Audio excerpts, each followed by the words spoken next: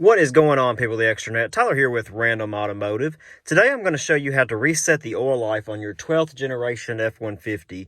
That's going to be the 2009 to 2014-ish range.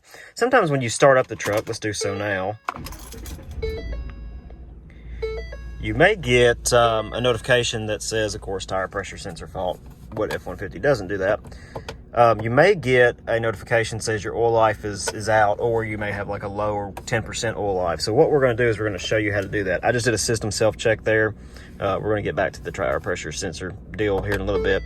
So if you go to the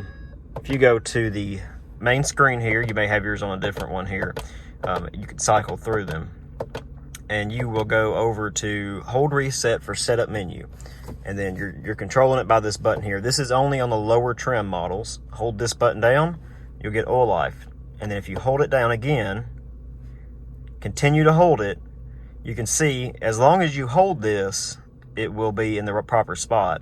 So if you're resetting it to 100%, you want to go to 100%, hold it till you get there, and just let it go. And then now you've reset your oil life. Then you can turn off the vehicle, turn it back on, and it should still read 100% instead of giving you that annoying chime. Mine's at about 50%, so I'm going to set it there.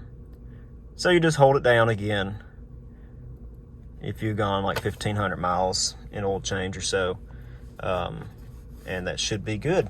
So that's how to reset that on a 12th generation F-150. I hope you enjoyed this video. If you did, be sure to give it a thumbs up and subscribe to the channel, because we have plenty of more content coming soon.